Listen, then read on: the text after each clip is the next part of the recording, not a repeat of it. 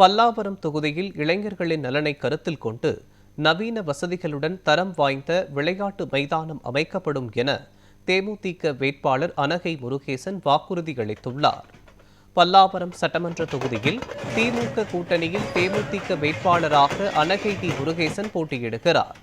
இவர் குரோம்பேட்டை, ராதாநகர், வைஷ்ணவா கல்லூரி, அஸ்தினாபுரம் உள்ளிட்ட பல்வேறு பகுதிகளில் திறந்தவெளி ஜீப் மூலம் வாகன பிரச்சாரத்தில் ஈடுபட்டார். அவருடன் பல்லாவரம் சட்டமன்ற தொகுதி உறுப்பினர் கருணாநிதி மற்றும் மதிமுக மாவட்ட செயலாளர் மாவை மகேந்திரன் ஆகியோர் முரசு சின்னத்திற்கு ஆதரவு திரட்டி பிரச்சாரத்தில் ஈடுபட்டனர். வேட்பாளருக்கு செல்லும் இடமெல்லாம் மாலை அணிவித்து மலர் தூவி பொதுமக்கள் உற்சாக வரவேற்பளித்தனர்.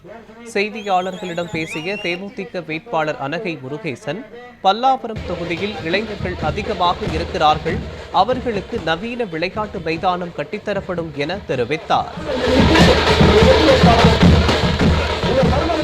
இளைஞர்களை நல்வழிப்படுத்துவதற்காக, அவருடைய எதிர்காலத்தை சீரமைப்பதற்காகவும் இன்றைக்கு இளைஞர்களுடைய கவனமெல்லாம் படிப்புக்கு பிறகு விளையாட்டு தான். அந்த விளையாட்டை ஊக்கப்படுத்துகின்ற வகையிலே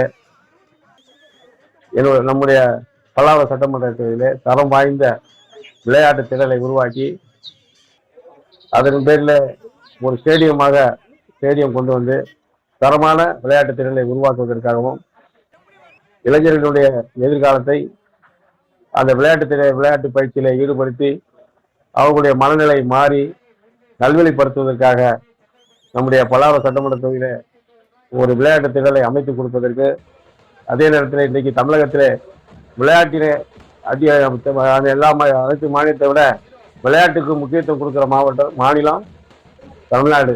அதை ஊக்கப்படுத்துகின்ற துணை முதல்வர்கள் இன்றைக்கு விளையாட்டுத்துறையில் ஊக்கப்படுத்திக் கொண்டிருக்கின்றனர். இந்த பல்லாவரம் தொகுதியில் அது மாதிரி விளையாட்டு திடல் இல்லை, விளையாட்டு மைதானம் கிடையாது, ஒரு ஸ்டேடியம் இல்லை.